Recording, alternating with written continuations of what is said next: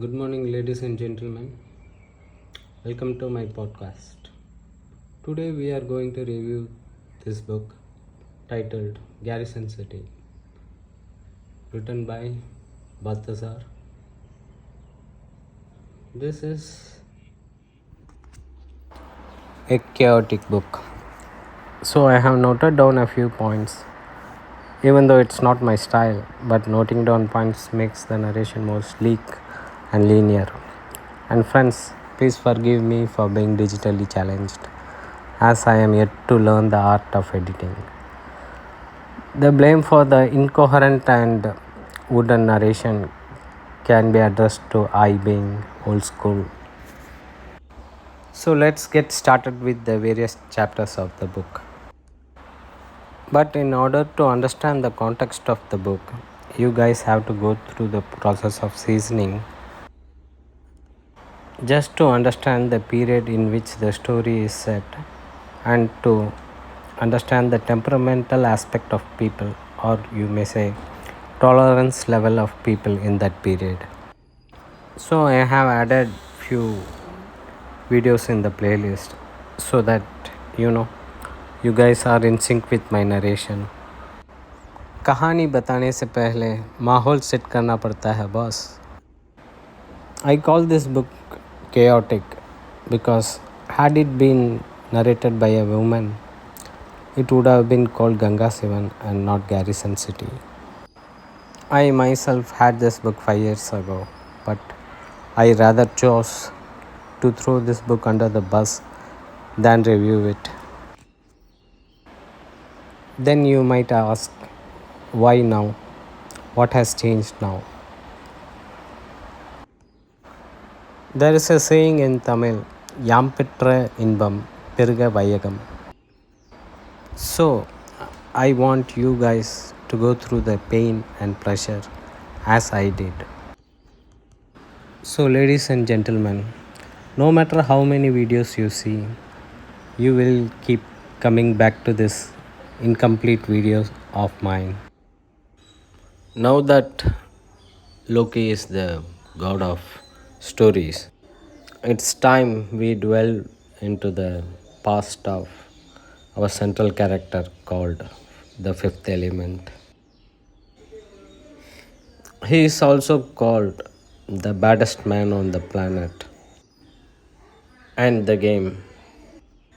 This unsung hero, who according to Rishi Munis is at level 5 on an intelligence chart, while the world is at level 3.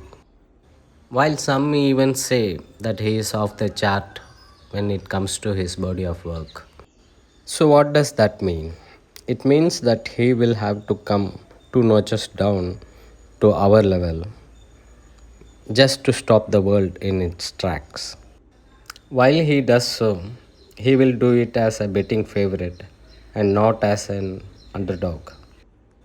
And my dilemma for holding this book for so long is that I am good at doing big things and bad at doing small things. But the devil is in details, or should I say, God lives in small things. I got too intrigued by this book and I wanted to make a video game.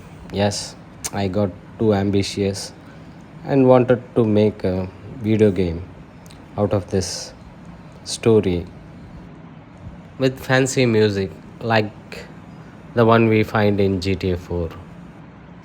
But in our daily doldrums, who has the time for all this? I started to make this video a fortnight ago. But while doing so, I had this lucid dream, an interaction between me and the main character of this book. And I have noted down the conversation which you are seeing right now. So, what makes our off the chart guy so good? In his own words, and I quote, good is not good enough anymore. Just look how sugar lost its charm. You guys at level 3 no longer use the phrase Let the force be with you. Nowadays, you are so intrigued by the words badass,